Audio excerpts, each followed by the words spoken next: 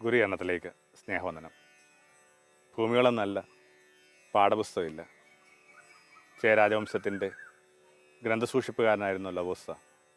എന്നിട്ടും താൻ വായിച്ച, താൻ കാവലിരുന്ന പുസ്തകങ്ങളായിരുന്നില്ല ആ മനുഷ്യനെ പ്രകാശിപ്പിച്ചത്. പുഴയോരത്തിരിക്കുമ്പോൾ ജലരാശിയിലേക്ക് കടർന്നു വീണ ഒരില, അതിനെ നോക്കി നോക്കിയിരിക്കുമ്പോൾ അകത്ത് അഭൗമികമായി എന്തോന്ന് സംഭവിച്ചു. കുറേ കൂടി മണ്ണിനെയും പരിസരത്തെയും ഹരിതഭൂമിയുമൊക്കെ ശ്രദ്ധിക്കുന്നത് ആത്മീയതയിലേക്കുള്ള നല്ലൊരു ഇടനാഴി തന്നെയാണ്. അതുകൊണ്ടായിരിക്കണം ഭൂമിയിൽ നിന്ന് പഠിക്കാനും ഋതുക്കളിൽ നിന്ന് പഠിക്കാനും വിത്തിൽ നിന്ന് പഠിക്കാനും ഹൃദയത്തെ വയലെന്നൊക്കെ വിളിക്കാനുമായി അലഞ്ഞടന്നിരുന്ന മരപ്പണിക്കാരനായ ഗുരു ശ്രദ്ധിച്ചത്. ഭൂമിയിലെമ്പാടും വിത്തുമായി ബന്ധപ്പെട്ട ഒത്തിരി ധ്യാനങ്ങൾ നടക്കുന്നുണ്ട്. നമ്മുടെ നാട്ടിൽ നടക്കുന്ന ഏറ്റവും നല്ലൊരു വ്യത്യാസം മനുഷ്യർ കുറേ കൂടി ഇങ്ങനെ ജൈവ കൃഷിയിലേക്ക് തിരിയുന്നതും കൃഷിയെ ഗൗരവമായിട്ട് എടുക്കുന്നതുമൊക്കെ ഉള്ള സുവിശേഷങ്ങൾ ഓരോ ഇടങ്ങളിൽ നിന്ന് കേൾക്കുന്നുണ്ട്. അത്തരം ഒരു നല്ലൊരു ദിനത്തിൽ ഒത്തുചേരാനായിട്ട് പറ്റി കണ്ണൂരിൽ കേളകം എന്ന് പറഞ്ഞിടത്ത് ഒരു സീഡ് ഫെസ്റ്റ് നടക്കുന്നുണ്ടായിരുന്നു. പല ചെറിയ ചെറിയ സ്റ്റോളുകളിലായിട്ട് നമ്മൾ കേട്ടറിവ് പോലും ഇല്ലാത്ത വിത്തുകൾ, അത് വല്ലാത്ത ഭംഗിയുള്ള ഒരിടമായിട്ട് അനുഭവപ്പെട്ടു.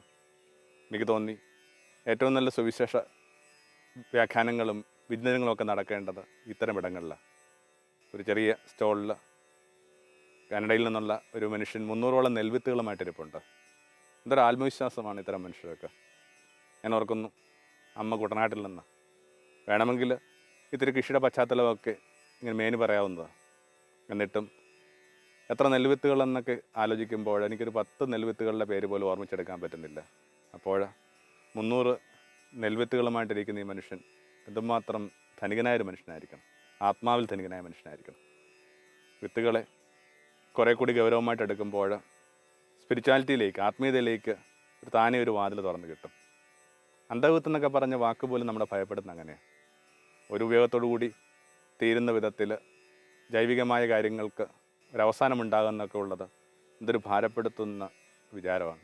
അതിൽ തന്നെ വിത്തെന്ന് പറയുന്നത് തന്നെ ജീവൻ കൈമാറാനുള്ള, ഇപ്പോൾ മുമ്പോട്ട് പോകാത്ത വിത്തെന്ന് പറയുന്നത് എന്തൊരു പാരഡോക്സാണ്. വിത്തിലായിരുന്നു മിക്കവാറും മനുഷ്യരുടെ ഒക്കെ ഒരു കാലത്തെ എല്ലാ സാംസ്കാരിക അനുഭവങ്ങളും ആരംഭിച്ചത്. എല്ലാ ഫോക്ലോറുകളും ആരംഭിക്കുന്നത് നമ്മുടെ തുള്ളലുകൾക്കകത്ത് പോലും നിങ്ങൾ അതിൻ്റെ ചലനങ്ങൾ ശ്രദ്ധിച്ചാൽ മനസ്സിലാകും. ഇങ്ങനെ വിത്തെറിയുന്ന കണക്കുള്ള ചലനങ്ങളാണ് കൂടുതലും.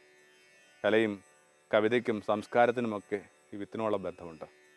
ജൈവിക മനുഷ്യനായി നിൽക്കുകയാണ് ശരിയായ ആത്മീയം എന്നൊക്കെയാണ് ഇപ്പോൾ എല്ലാവരും പറഞ്ഞുകൊണ്ടിരിക്കുന്നത്. ഓർഗാനിക് മെൻ, ഒത്തിരി ആ വാക്ക് അർഹതപ്പെട്ട ഇടങ്ങളല്ലാതെ ഒക്കെ ആ വാക്ക് ഉപയോഗിക്കുന്നുണ്ട്, ഓർഗാനിക്.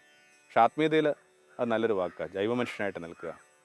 ബുക്വാക്കയുടെയൊക്കെ പുസ്തകങ്ങളെ വായിക്കുന്നത്, പരിചയപ്പെടുന്നത് നല്ലൊരു ആത്മീയ അനുശീലനത്തിൻ്റെ ഭാഗമാണ്. അതിനകത്ത് ആ മനുഷ്യൻ പറയുന്നൊരു ഉടനീളം ഉപയോഗിക്കുന്നൊരു രൂപകം കണക്ക് ഉപയോഗിക്കുന്നൊരു വാക്കുണ്ട്, എർത്ത് ബോൾ എന്ന് പറഞ്ഞ സംഭവമുണ്ട്. ഇങ്ങനെ ചെറിയ ഒരു ഉരുള മണ്ണിനകത്ത് പലതരം വിത്തുകൾ ഇങ്ങനെ വെച്ചിട്ട് അതിങ്ങനെ ഓർക്കുമ്പോൾ തന്നെ ഭംഗിയുള്ള, ഉള്ളിനുള്ളിൽ എന്തോ ഒരു ഈർപ്പം തരുന്ന വലിയ പ്രതീകമായിട്ട് മാറുന്നു. ഭൂമിയെ ഒരു എർത്ത് സീഡ് ബോളായിട്ട്, ഒരു എർത്ത് ബോളായിട്ടൊക്കെ കാണാനായിട്ട് പറ്റുമ്പോൾ നിരവധിയും എണ്ണയാത്തീരാത്തതുമായ സാധ്യതകളുമുള്ള വിത്തുകളുടെ ഒരിടമായിട്ട് കാണാൻ പറ്റുമ്പോൾ നമ്മുടെ ആത്മീയതയ്ക്ക് കുറേ കൂടി തളിർപ്പുണ്ടാവുന്നു, കുറേ കൂടി ആഴമുണ്ടാവുന്നു, ഈർപ്പമുണ്ടാവുന്നു. വിത്ത് എന്ന് പറയുന്ന പ്രതീകം യേശു എത്ര ഭംഗിയായിട്ട് ഉപയോഗിച്ചത്. വിതക്കാരൻ വിതക്കാനായിട്ട് പോയ വിത്ത്, മനുഷ്യൻ്റെ ഉള്ളിൽ വീഴുന്ന, മനുഷ്യൻ്റെ ഉള്ളിൽ വളരാനായിട്ട് സാധ്യതയുള്ള ഏതൊരാശയത്തെയും, ഏതൊരു പുതിയ പ്രകാശ വിചാരത്തെയും വിവക്ഷിക്കാനായിട്ട് ഉപയോഗിക്കാവുന്ന കാര്യമാണ് വിത്ത്. അതുകൊണ്ട് തന്നെ വിത്തിന് സംഭവിക്കുന്ന കാര്യങ്ങൾ ഭൂമിക്ക് സംഭവിക്കുന്ന കാര്യങ്ങൾ തന്നെ. സേക്രഡ് സീഡ്സ് എന്നും പറഞ്ഞുകൊണ്ട് വന്ദന ശിവ എഡിറ്റ് ചെയ്തിട്ടുള്ള ഒരു വർക്കുണ്ട്. ആ വാക്ക് സേക്രഡ് സീഡ്സ്, ആ പവിത്ര വിത്തുകൾ. എന്താണ് പവിത്ര വിത്തുകളല്ലാത്തത്? അതിനകത്ത് പറയുന്നൊരു കാര്യം ഇതാണ്, വിത്തിന് സംഭവിക്കുന്ന കാര്യങ്ങളൊക്കെ ഉലക്കുന്നത് മുഴുവൻ ഭൂമിയാണ്. എന്നോർത്ത് കഴിഞ്ഞാൽ ഭൂമിയിലുള്ള ഭംഗിയുള്ള എല്ലാം നിലനിൽക്കുന്ന വിത്തുമായി ബന്ധപ്പെട്ടതാണ്. എന്തിനാണ് ഇത്രയും വർണ്ണപ്പകിട്ടുള്ള പൂക്കൾ? എന്തിനാണ് ഇത്രയും വർണ്ണഭംഗിയുള്ള പഴങ്ങൾ? ഇത് നമ്മുടെ കണ്ണിന് ആനന്ദം തരാൻ വേണ്ടിയൊന്നുമല്ല, മറിച്ച് വിത്തിനെ നിലനിർത്താൻ വേണ്ടി പ്രപഞ്ചം സ്വീകരിക്കുന്ന രീതിയാണ്. ഇത്രയും പകിട്ടുള്ള പൂക്കളുണ്ടെങ്കിൽ മാത്രമേ ആ പൂമ്പാറ്റകളും ചെറുകിളികളുമൊക്കെ ആ പൂക്കളിലേക്ക് വരൂ. ഇത്രയും ഭംഗിയുള്ള വർണ്ണങ്ങളുണ്ടെങ്കിൽ മാത്രമേ ഈ വിത്തുമായിട്ട് പോകാൻ യാത്ര ചെയ്യേണ്ട ഈ മണ്ണാനും അത് കണക്കുള്ള ജീവികളും ആ മരത്തിലേക്ക് വരും. അപ്പോൾ നമ്മൾ ഭംഗിയുണ്ടെന്ന് കരുതുന്ന പലതും വാസ്തവത്തിൽ നമ്മുടെ കണ്ണിന് ഭംഗി തരാൻ വേണ്ടി പ്രകൃതി കണ്ടെത്തിയതല്ല, മറിച്ച് വിത്തിനെ നിലനിർത്താനും കൈമാറാനും പ്രകൃതി കണ്ടുപിടിച്ച ഏറ്റവും ഭംഗിയുള്ള രീതിയാണ്. എന്തൊക്കെ വിസ്മയങ്ങളിലൂടെയാണ് ഈ വിത്ത് കൈമാറ്റം നടന്നുകൊണ്ടിരിക്കുന്നത്. കാടിനകത്ത് പ്രത്യേകിച്ചൊരു കാരണമില്ലാതെ ചിലപ്പോൾ കാട്ടുതീ ഉണ്ടാകുന്നു. വൃക്ഷങ്ങൾ തമ്മിലിങ്ങനെ ഒരഞ്ഞൊരഞ്ഞൊരഞ്ഞൊരഞ്ഞ് തീ ഉണ്ടാകുന്നു. അതെന്തിനു വേണ്ടിയാണെന്ന് പറയുന്നത്, ഈ തീയിലകത്ത് മാത്രം പെട്ട് കഴിഞ്ഞാൽ അതിനകത്തൂടെ മാത്രം കട്ടിയുള്ള ആ പുറന്തോട് പൊട്ടിച്ച് പുറത്ത് കടക്കേണ്ടി വരുന്ന ചില വിത്തുകളുണ്ട് കാട്ടിൽ. അതിനുവേണ്ടി കാടിങ്ങനെ സ്വയം ഒരഞ്ഞൊരഞ്ഞ് ഈ കാട്ടുതീ ഉണ്ടാക്കുക. മൗറീഷ്യസിൽ ഡോഡോ എന്നും പറഞ്ഞൊരു പക്ഷി ഇല്ലാതെയോടുകൂടി ഒരു പ്രത്യേകതരം പഴമരങ്ങളില്ലാതെയായി. അത് തമ്മിൽ ബന്ധമുണ്ടെന്ന് വൈകിയാണ് ആ മനുഷ്യരും ആ നിരീക്ഷകരുമൊക്കെ കണ്ടെത്തിയത്. കാരണം ഈ പഴമരത്തിൻ്റെ വിത്തുകൾ കൈമാറ്റം ചെയ്തുകൊണ്ടിരുന്ന ഡോഡോ എന്ന് പറയുന്ന ആ ചെറുപക്ഷിയാണ്. അതിൻ്റെ ദഹനപ്രക്രിയയിലൂടെ കടന്നു പോകുമ്പോഴാണ് ഈ വിത്തിന് പദമുണ്ടാവുക. ഇപ്പോൾ ഭൂമിയിലുള്ള എല്ലാം നിലനിൽക്കുന്നത്, ഭംഗിയുള്ളതെല്ലാം നിലനിൽക്കുന്നത് ഈ വിത്തുമായി ബന്ധപ്പെട്ടതാണ്. വിത്ത് അതിൽ തന്നെ രൂപകമാണ്. അതുകൊണ്ടാണ് ഒരു കട്ടമരത്തിൽ നിന്ന് ആ തച്ചൻ പറയുന്നുണ്ട്, വിതക്കാരൻ വിതക്കാൻ പോയി. ദൈവമാണ് നിത്യനായ വിതക്കാരൻ. മനുഷ്യൻ്റെ ചങ്കിൽ വീഴുന്ന, മനുഷ്യൻ്റെ ഉള്ളിൽ വീഴുന്ന, നനവുള്ള, മനുഷ്യൻ്റെ ഹൃദയയിടത്തെ ഉർവരമാക്കുന്ന എല്ലാ അനുഭവങ്ങളും ദൈവവചനങ്ങൾ തന്നെ.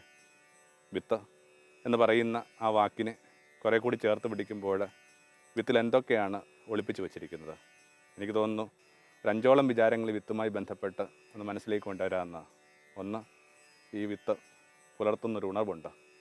ഈ ഉണർവിലായിരിക്കുക എന്ന് പറഞ്ഞൊരു സങ്കല്പത്തിലാണ് ഭൂമിയിലുള്ള എല്ലാ വേദഗ്രന്ഥങ്ങളും എഴുതപ്പെട്ടിരിക്കുന്നത്.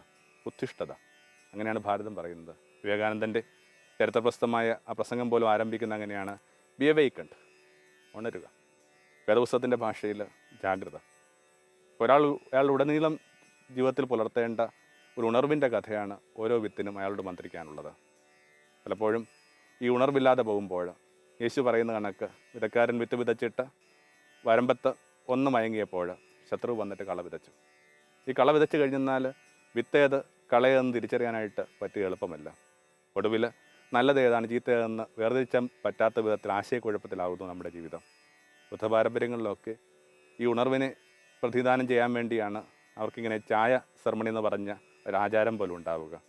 ഒരു ബുദ്ധാശ്രമത്തിലേക്ക് നിങ്ങൾ ചെല്ലുമ്പോൾ അവിടുത്തെ ആചാര്യൻ തന്നെ വന്നിട്ട് ഒരു ചെറിയ കോപ്പയിൽ ഇങ്ങനെ ചായ ഒഴിച്ചു തരും. ഒരു ആദ്യത്തിൻ്റെ ഭാഗമായിട്ടല്ല, മറിച്ച് വലിയ പാഠങ്ങളിലേക്കുള്ള പ്രവേശികയുടെ ഭാഗമായിട്ട്. കാരണം ബുദ്ധപാരമ്പര്യങ്ങളിൽ അവർ വിചാരിക്കുന്ന ചായച്ചെടി ഉണ്ടായതുപോലും അങ്ങനെയാണ്. രാത്രി മുഴുവൻ ഉണർവിലായിരിക്കാൻ ആഗ്രഹിച്ച ഒരു ഗുരു എപ്പോഴോ ഒന്നിത്തിരി വഴുതിപ്പോയി, ഒന്നുറങ്ങിപ്പോയി. ഉറങ്ങി കഴിഞ്ഞപ്പോൾ അയാൾക്ക് സങ്കടമായി. ഉണർവിലായിരിക്കാൻ വേണ്ടി നിശ്ചയിച്ച് പുറപ്പെട്ട ഒരാൾ ഇങ്ങനെ ഉറക്കത്തിലേക്ക് വഴുതിപ്പോകുന്നത് നല്ലതല്ല. അതിന് ആ ഉറക്കത്തെയും പ്രതിരോധിക്കാനും ഉണർവ് നിലനിർത്താനും വേണ്ടി മനുഷ്യൻ കണ്ടുപിടിച്ചൊരു മാർഗം ഇതായിരുന്നു, ഇങ്ങനെ കണ്ണിമ വലിച്ച് ഇങ്ങനെ അടർത്തി എറിഞ്ഞു കളയുക.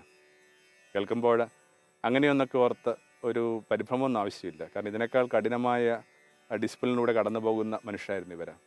അങ്ങനെ കണ്ണിമില്ലാത്ത മനുഷ്യന് പിന്നെ കണ്ണടക്കേണ്ട ബാധ്യതയില്ല. എന്നാൽ നിലത്ത് വീണ ഈ കണ്ണിമയ്ക്ക് ഇങ്ങനെ വേരുകളുണ്ടായി, ഇലകളുണ്ടായി. അങ്ങനെയാണ് ചായച്ചെടി ഉണ്ടായെന്നാണ് ബുദ്ധപാരമ്പര്യം. അപ്പോൾ ഒരാൾ ഒരു വിത്തിനെ ധ്യാനിക്കുമ്പോൾ ഓർമ്മിക്കേണ്ട ഒന്നാം പാഠം ഇതാണ്, സദാ ഉണർവിലായിരിക്കുക. രണ്ടാമതായിട്ട് അവബോധവുമായി ബന്ധപ്പെട്ട് ഒരു വിചാരം കൂടിയാണ് വിത്ത്. തേജശ്രദ്ധാനൊക്കെയാണ് ആ വാക്ക് ഉപയോഗിക്കുന്നത്, സീഡ് ഓഫ് ക്രൈസ്റ്റ്, ക്രിസ്തുവിൻ്റെ വിത്ത്. ഗുരു എന്ന് പറയുന്നത് ഓരോരുത്തർക്കും നൽകപ്പെട്ടിരിക്കുന്നൊരു വിത്താണ്. പിന്നെ ഓരോരുത്തരും ആ വിത്തിനോട് എങ്ങനെ റെസ്പോണ്ട് ചെയ്യുന്നു എന്നുള്ള അനുസരിച്ചായിരിക്കും ആ ഗുരുബോധം ഒരാളെ കീഴ്പ്പെടുത്തുക. Seed of Christ. എന്നെ കേട്ടുകൊണ്ടിരിക്കുന്ന എല്ലാവർക്കും ഞാൻ ഉൾപ്പെടെ ഒന്ന് കണ്ണുപൂട്ടിയിട്ട് മനസ്സിലേക്ക് ആ വിചാരത്തെ ഒന്നുകൂടി ഭംഗിയായിട്ട് എടുക്കാവുന്നതാണ്. There is A seed of Christ within me. എൻ്റെ ഉള്ളിൽ ഒരു ക്രിസ്തുബോധത്തിൻ്റെ വിത്തുണ്ട്. എന്നിട്ട് ആ വിത്ത് കൊണ്ട് നീ എന്ത് ചെയ്തു? താലന്തിൻ്റെ കഥയൊക്കെ അതാ വാസ്തവത്തിൽ. ആ പൊന്നാണയം കൊണ്ട് നീ എന്ത് ചെയ്തു?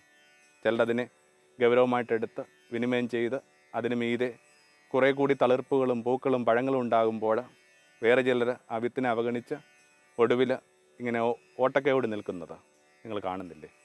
ഏൽപ്പിച്ച വിത്ത് പടുമുളയാകുന്നതിനേക്കാൾ മോശപ്പെട്ടൊരു കാര്യം ലോകത്ത് വേറെ ഒന്നുമില്ല. രണ്ടതാണ് ആ ഗുരുവിൻ്റെ വിത്ത്, ഗുരുബോധത്തിൻ്റെ വിത്ത്, സീഡ് ഓഫ് ക്രൈസ്റ്റ്. മൂന്നാമതായിട്ട് വിത്തിങ്ങനെ കാത്തിരിപ്പിൻ്റെ പ്രതീകമാണ്. എത്ര കാലം വേണമെങ്കിലും വിത്തിന് കാത്തിരിക്കാനായിട്ട് പറ്റും. അതിനിങ്ങനെ ഇന്ന വർഷങ്ങളെന്നില്ല. ഓർക്കുമ്പോൾ വിസ്മയം വരുന്നുണ്ട്. 3000 വർഷങ്ങളുടെ കഥകളാണ് ഈ പിരമിഡുകൾ, വിശേഷിച്ച് ഈജിപ്തിലെ പിരമിഡുകൾക്ക്. ശവശരീരമൊക്കെ സംസ്കരിക്കുന്ന കൂട്ടത്തിൽ ഇങ്ങനെ വിത്തുകൾ ചേർത്ത് വെക്കുക എന്ന് പറഞ്ഞ രീതിയുണ്ട്. പലയിടങ്ങളിലും വിത്തുകൾ ഒരു ആചാരത്തിൻ്റെയും അനുഷ്ഠാനത്തിൻ്റെയും ഭാഗം. നമ്മുടെ നാട്ടിൽ തന്നെ ഈ ധാന്യങ്ങളൊക്കെ ഉണ്ട്. ഇവിടെ ഒരു ജൈവികമായ ഒരു ശൃംഖലയ്ക്ക് വേണ്ടി ആദ്യം അതിന് രൂപം കൊടുത്തവർ അതിനിട്ട പേരും അത് തന്നെയായിരുന്നു, നവധാന്യങ്ങൾ. ഈ 9 ധാന്യങ്ങൾ എന്ന് പറയുന്ന 9 ഗ്രഹങ്ങളുമൊക്കെ ആയിട്ട് ബന്ധപ്പെടുത്തിയുള്ള വായനകളുമൊക്കെ ഉണ്ട്. വിത്തിൻ്റെ ഒരു പ്രയോറിറ്റി, ഒരു ഇമ്പോർട്ടൻസ് കാണിക്കാൻ വേണ്ടി ഈ വിചാരങ്ങൾ പറഞ്ഞെന്ന് മാത്രമേ ഉള്ളൂ. ഇങ്ങനെ മരിക്കുന്നവരോടൊപ്പം ഈ വിത്തുകൾ വെക്കുന്ന രീതിയുണ്ട്. നമ്മുടെ ദേശത്തൊക്കെ ഉണ്ടല്ലോ ഈ വായ്ക്കരി എന്ന് പറയുന്ന സംഭവം. മരിക്കുന്നവൻ്റെ ആ ചിരിക്കോണിൽ ഒരു അരി വെച്ച് കൊടുക്കുക എന്ന് പറയുന്നത് നമ്മുടെ ഹൈന്ദവ സഹോദരന്മാർക്കിടയിൽ പൊതുവെ അനുവർത്തിക്കുന്ന രീതിയാണിത്. മണ്ണ് വെക്കുന്ന രീതിയുമുണ്ട് കേട്ടോ. വിശേഷിച്ചും ജ്യൂസിനിടയിലാണിത്. തങ്ങളുടെ നാട്ടിൽ നിന്ന് വേർപിരിഞ്ഞ് പോന്നപ്പോൾ അവരൊരു നുള്ളു മണ്ണ് തങ്ങളുടെ കൈവശം കരുതിയിരുന്നു. എന്നിട്ട് ലോകത്ത് എവിടെ കിടന്ന് അവർ മരിച്ചു കഴിഞ്ഞാൽ, വിശേഷിച്ചും മട്ടാഞ്ചേരിയിലും ഫോർട്ട് കൊച്ചിയിലും മാളിലും ഒക്കെ യഹൂദരുണ്ടായിരുന്നു. അവർ മരിക്കുമ്പോൾ തങ്ങളുടെ ദേശത്തു നിന്ന് കരുതി വെച്ചിരുന്ന ഒരു നുള്ളു മണ്ണ് അവരിങ്ങനെ ചെറുക്കോണി വെക്കുമായിരുന്നു. മണ്ണും മനുഷ്യനും വിത്തുമൊക്കെ അങ്ങനെ പരസ്പരം ബന്ധപ്പെട്ട് കിടക്കുക. അപ്പോൾ ഈ പറയുന്ന മമ്മികളിൽ വിത്തുകളുണ്ടായിരുന്നു. ഏകദേശം ഇങ്ങനെ പൊടിഞ്ഞാറായിട്ടുള്ള വിത്തുകൾ. കാരണം ഇത്രയും വർഷങ്ങൾ പഴക്കമുണ്ട്. 3000 വർഷങ്ങൾ പഴക്കമുള്ള വിത്തുകൾ നിലനിൽക്കുക എന്ന് പറയുന്നത് തന്നെ വലിയ അത്ഭുതമാണ്. ലോകത്തെ ഏറ്റവും വലിയ കണ്ടുപിടുത്തം എന്ന് പറയുന്നത് എനിക്ക് തോന്നുന്നു ഈ നെല്ലിൻ്റെയൊക്കെ കണ്ടുപിടുത്തം. കാരണം ബാക്കിയുള്ള എല്ലാ വിത്തുകൾക്കും ജീർണം സംഭവിക്കും, എന്നാൽ ധാന്യങ്ങൾക്ക് അത്ര എളുപ്പത്തിൽ ജീർണം സംഭവിക്കില്ല. അതൊരു പക്ഷേ മാനവരാശിയുടെ ജീവിതത്തെ മാറ്റിമറിച്ച കണ്ടുപിടുത്തങ്ങളിലുണ്ട്. മാനവരാശിയെ കൃത്യമായിട്ട് ജീവിക്കാനായിട്ട് സഹായിച്ച ഒരു കണ്ടുപിടുത്തമായിരിക്കും നെല്ലിൻ്റെ കണ്ടുപിടുത്തം. അപ്പോൾ ഈ ധാന്യമണികൾ അവർ ഈർപ്പമുള്ള മണ്ണിലേക്ക് ഇട്ടു. എന്നിട്ടോ അപ്പോഴും അത് മുള പൊട്ടി. ഒന്ന് ഓർക്കണം, 3000 വർഷത്തോളം ഒരു വിത്ത് കാത്തിരിക്കുക. ചിലപ്പോൾ ഇങ്ങനെ വേദപുസ്തകം കാണുമ്പോൾ എനിക്ക് തോന്നുന്നു 2000 വർഷമായിട്ടൊരു വിത്ത് കാത്തിരിക്കുക. കാത്തിരിക്കാൻ ഇനിയും തയ്യാറാണ്. എവിടെയാണോ ഈർപ്പമുള്ള മനസ്സ് അവിടെ വീണിട്ട് മുള പൊട്ടാനായിട്ട് തയ്യാറാണ്.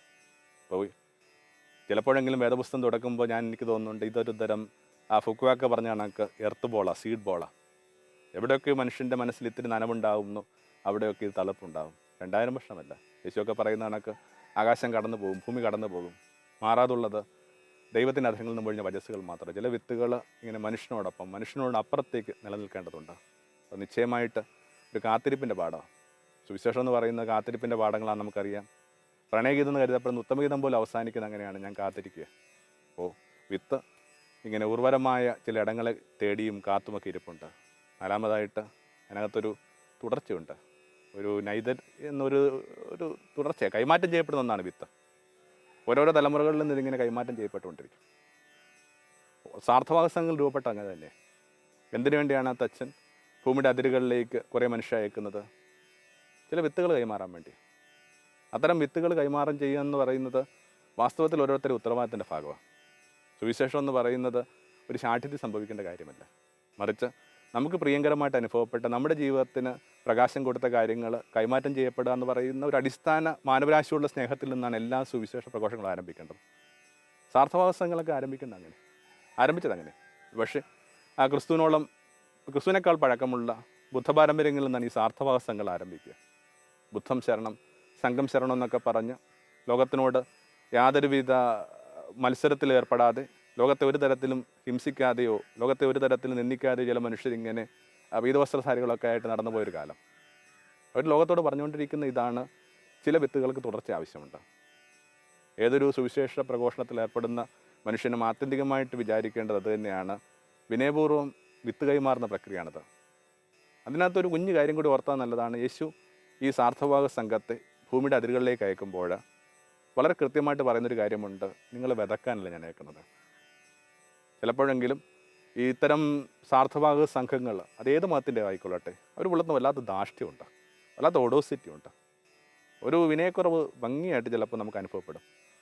ചുറ്റും നടക്കുന്ന ചില സ്പർദ്ധകൾക്കും വിദ്വേഷങ്ങൾക്കുമൊക്കെ കാരണം അത്ര ഒരു വിനയക്കുറവാണെന്ന് എനിക്ക് അനുഭവപ്പെടുന്നത്.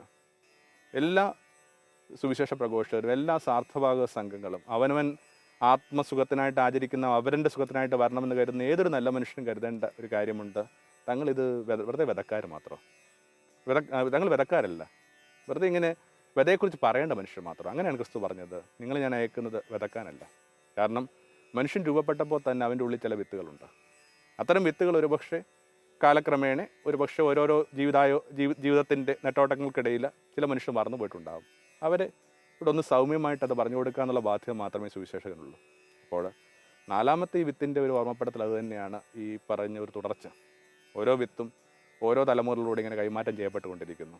അത് ഏറ്റവും ഭംഗിയായി വിനയപൂർവ്വം ചെയ്യാമെന്നുള്ളതാണ് ഓരോരുത്തർക്കും അവരോട് അനുവർത്തിക്കാവുന്ന ഏറ്റവും നല്ല മാതൃക. 5 ഇങ്ങനെ എണ്ണിയാത്തീരാത്ത സാധ്യതകളാണ് നിങ്ങളെന്ന് ഓർമ്മിപ്പിക്കുന്ന വാക്കാണ് വിത്ത്. ഓരോരുത്തരുടെ ഉള്ളൊരു വിത്തുണ്ടെന്ന് പറയുന്നത് അത് സാധ്യതകളുമായി ബന്ധപ്പെട്ട നിരീക്ഷണമാണ്. ഐൻസ്റ്റീനെ കുറിച്ചൊക്കെ പോലും പറയുന്നത് ഇങ്ങനെയാണ്, തൻ്റെ ബുദ്ധിശക്തിയുടെ ഒരു 10% പോലെ അയാൾ ഉപയോഗപ്പെടുത്തില്ലെന്നൊക്കെ പറയുന്നു. 10 15 20 എന്നുള്ളതല്ല പ്രശ്നം. അത് കൃത്യമായിട്ടൊരു വെറുതെ ഒരു ദിശ സൂചകം മാത്രമായിട്ട് എടുത്താൽ മതി. തങ്ങൾക്ക് അർഹതയുള്ള, തങ്ങൾക്ക് പറ്റാവുന്നതിൻ്റെ എത്ര കുറച്ചാണ് മനുഷ്യൻ സഞ്ചരിക്കുക. ഒരു ഗായകൻ, ഒരു എഴുത്തുകാരൻ, ഒരു കൃഷിക്കാരൻ, സ്നേഹിക്കുന്നൊരു മനുഷ്യൻ, ഇവരൊക്കെ ഇവരുടെ സാധ്യതകളുടെ എന്തുമാത്രം ഒരു ശതമാനം, എന്തുമാത്രം അനുപാതം മാത്രമാണ് ഉപയോഗപ്പെടുത്തുക. ആ ഒരു ഇമ്മൻസ് പോസിബിലിറ്റി എന്ന് പറഞ്ഞ വാക്കാണ് വിത്ത്. നമ്മൾ ഈ സാധ്യതയെ കാണാതെ പോകുന്നതുകൊണ്ടാണ് ഈ മനുഷ്യരെ വിധിക്കുന്നതും നിന്ദിക്കുന്നതും ഒക്കെ. മനുഷ്യരെ നിസ്സാരമായിട്ട് എഴുതി തള്ളുന്നത്. ഉദാഹരണത്തിനായിട്ട് കുഞ്ഞുങ്ങളെ ശിക്ഷിക്കുന്ന, കുഞ്ഞുങ്ങളെ വിധിക്കുന്ന ലോകത്തുള്ള ഏതൊരു മാതാപിതാക്കളും, ഒരു അപ്പനും അമ്മയും, ഏതൊരു അധ്യാപകനും ഓർമ്മിക്കേണ്ടത് ആ പഴയ ഗുരുവചനമാണ്, നിങ്ങൾക്ക് ഒരാപ്പിളിൽ എത്ര വിത്തുണ്ടെന്ന് എണ്ണിയെടുക്കാൻ പറ്റും. വളരെ എളുപ്പമാണ്. ഒരാപ്പിളിൽ ഇങ്ങനെ എത്ര കുരുവുണ്ടെന്ന് എണ്ണിയെടുക്കുക അത്ര ബുദ്ധിമുട്ടുള്ള കാര്യമല്ല. എന്നാൽ പ്രശ്നം ഇതാണ്, ഒരു കുരുവിനകത്ത് എത്ര ആപ്പിളുണ്ടാകും. എൻ്റെ കുട്ടി മിടുക്കനല്ല, എൻ്റെ കുട്ടി പഠിക്കാൻ കൊള്ളില്ല, അവൻ അനുസരണയില്ല എന്നൊക്കെ പറയുന്ന ലോകത്തെ ഏതൊരു മുതിർന്ന ആളും ആവർത്തിച്ചു കൊണ്ടിരിക്കുന്നത് ഈ പഴയ അബദ്ധമാണ്. ഈ പറയുന്ന പഴത്തിൽ നിന്ന് വിത്തുണ്ടുക. പക്ഷെ വിത്തിൽ എത്ര പഴമുണ്ട് അത് നമ്മുടെ കയ്യിൽ ഒതുങ്ങുന്നതല്ല. ഞങ്ങൾക്ക് ഈ ഒരു കൃഷിയിടത്തിൽ നിന്ന് ഈ കാര്യങ്ങൾ പറയാനായിട്ട് അവസരം തന്ന കൃഷിക്കാരൻ പറഞ്ഞ കണക്ക് വെറുതെ കുത്തിയിട്ട് പോകാമെന്നുള്ളത് മാത്രമാണ് നമ്മുടെ ധർമ്മം. പിന്നെ അതിനെന്തൊക്കെ സംഭവിക്കുന്നെന്ന് അത് നമ്മുടെ കയ്യിൽ ഒതുങ്ങുന്ന കാര്യമല്ല. അത്രയൊക്കെ ഉള്ളൂ ഒരു മനുഷ്യന് വേറൊരു മനുഷ്യൻ്റെ ജീവിതത്തിലുള്ള സ്വാധീനം. അതിനകത്ത് വേറൊരു കുഞ്ഞു പ്രശ്നം കൂടിയുണ്ട്. യേശു പറയുന്നുണ്ടല്ലോ, ഈ പുറത്തുനിന്ന് വരുന്ന ഒന്നിനും നമ്മളെ അശുദ്ധരാക്കാൻ പറ്റില്ല. ഇത് ഈ വിത്തുമായി ബന്ധപ്പെട്ട വിചാരം തന്നെ. വിത്തിൻ്റെ ആ ഇൻട്രിൻസിക് പോസിബിലിറ്റി ഉണ്ട്, അതിൻ്റെ മാത്രമായ ചില സാധ്യതകളുണ്ട്. അതിന് മീതെയായിട്ട് ഒന്നും ആർക്കും ഏച്ചു കെട്ടാൻ പറ്റത്തില്ല. പുറത്തുനിന്ന് വരുന്നതിന് നിങ്ങൾ അശുദ്ധമാക്കാൻ പറ്റില്ലെന്ന് പറയുന്നതിന് തന്നെ വേറൊരു വായന കൂടിയുണ്ട്. ഇത്ര അപകടം പിടിച്ച വായനയാണ്, പുറത്തുനിന്ന് വരുന്നത് നിങ്ങൾ ശുദ്ധരാക്കാനും പറ്റില്ല. ഇതിൻ്റെ അർത്ഥം എന്താണ്? മനുഷ്യന് ഗൃഹപാഠം ചെയ്യേണ്ടത് തൻ്റെ തന്നെ സാധ്യതയും ബന്ധപ്പെട്ട പുറത്തുള്ള കാര്യങ്ങൾ ചില പരിസരങ്ങളൊക്കെ നിർണ്ണയിക്കുന്നതാണ്. നല്ല വായനയും നല്ല കേൾവിയും നല്ല പരിസരവും ഒക്കെ ചില കാര്യങ്ങൾ മെച്ചപ്പെടാനായിട്ട് സഹായിക്കുന്നുണ്ടാകും. പക്ഷേ ആത്യന്തികമായിട്ട് ഓരോ മനുഷ്യൻ്റെയും ഗുണമേന്മയെ നിശ്ചയിക്കുന്നത് അവനവൻ്റെ തന്നെ ഉള്ള സാധ്യതയാണ്. അതിന് മീതെയായിട്ട് നമുക്കൊന്നും കൂട്ടാനോ കുറക്കാനോ ഹരിക്കാനോ പറ്റില്ല. പിന്നെ അവസാനമായിട്ട് ഇത് അതിജീവനത്തിൻ്റെ പാഠം. നമുക്ക് നമ്മുടെ മരണമൊക്കെ ആയിട്ട് ബന്ധപ്പെട്ട് വരുന്ന ഒരു പശ്ചാത്തലമുണ്ട്. ഓപ്പീസ് ഗാനങ്ങൾ, മഴ പെയ്യുമ്പോൾ വിത്തുകൾ മുട്ടി മുളക്കുന്നു. അതിനകത്ത് സങ്കടമല്ല, വല്ലാത്ത പ്രത്യാശ. മണ്ണിൽ വീഴുന്ന വിത്തുകൾ തളർക്കുന്ന കണക്ക് നോക്കി നിൽക്കുമ്പോൾ നമ്മുടെ ജീവിതത്തിൽ നിന്ന് കടന്നു പോയവർ, നമ്മുടെ ജീവിതത്തിൽ നിന്ന് ഇറങ്ങിപ്പോയ മനുഷ്യർ, അവരുമൊക്കെ എവിടെയൊക്കെയോ തളർക്കുന്നുണ്ട്. അങ്ങനെയെങ്കിൽ എനിക്ക് തോന്നുന്നു നമ്മുടെ ആചാരങ്ങളിലും നമ്മുടെ ആരാധന രീതികളിലുമൊക്കെയുള്ള ഏറ്റവും പ്രത്യാശയുടെ ഒരു ഗീതം വിത്തുമായി ബന്ധപ്പെട്ട എല്ലാം തളർക്കുന്നുണ്ട്. ഒന്നിനും അവസാനം ഉണ്ടാവുന്നില്ല. ലോകത്തുള്ള എല്ലാ സംഘർഷങ്ങളും ആരംഭിച്ചിട്ടുള്ള ഈ മനുഷ്യൻ്റെ സ്വാതന്ത്ര്യവുമായി ബന്ധപ്പെട്ട അത്തരം സംഘർഷങ്ങളിലൊക്കെ ഏതെങ്കിലും തരത്തിൽ ചില കാര്യങ്ങൾ അടിച്ചമർത്തപ്പെട്ട് കഴിഞ്ഞാലും പിന്നെയും അതിനെവിടെയൊക്കെയോ മുള പൊട്ടുന്നു. ഒരു മെക്സിക്കൻ പഴഞ്ചൊല്ലുണ്ട്, ഞങ്ങളെ കുഴിച്ചു മൂടിയപ്പോൾ അവരറിഞ്ഞില്ല ഞങ്ങൾ വിത്തുകളായിരുന്നുവെന്ന്. ഞങ്ങളെ കുഴിച്ചു മൂടിയപ്പോൾ അവരറിഞ്ഞില്ല ഞങ്ങൾ വിത്തുകളായിരുന്നു. ഓരോ കാലത്തും ഓരോരോ പുതിയ ആശയങ്ങൾ, ഈ പറയുന്ന സമഭാവന എന്ന് പറയുന്ന ആശയം, ഈ ഇക്വാലിറ്റി എന്ന് പറയുന്ന ആശയം, സ്നേഹമെന്ന് പറയുന്ന ആശയം, കരുണയെന്ന് പറയുന്ന ആശയം, മനുഷ്യനെ ഒരൊറ്റ വിഷയമായിട്ട് കാണാനുള്ള ചില മമതകൾ, ഇത്തരം ചില കാര്യങ്ങളൊക്കെ അവരവരുടെ കാലത്ത് ഭംഗിയായിട്ട് ആരൊക്കെയാലോ അതിനോടൊക്കെ താല്പര്യമില്ലാത്ത, ഉള്ളിൽ ഈർപ്പമില്ലാത്ത മനുഷ്യരാൽ കുഴിച്ചുമിടപ്പെട്ടതാണ്. എന്നിട്ടോ അത്തരം ആശയങ്ങൾക്ക് ലോകത്ത് എവിടെയെങ്കിലും എന്തെങ്കിലും കുഴപ്പം സംഭവിച്ചിട്ടുണ്ടോ? എവിടെയൊക്കെയോ അത് പിന്നെയും തളർക്കുന്നുണ്ട്. ഞങ്ങളെ കുഴിച്ചു മൂടിയപ്പോൾ അവരറിഞ്ഞില്ല ഞങ്ങൾ വിത്തുകളായിരുന്നുവെന്ന്.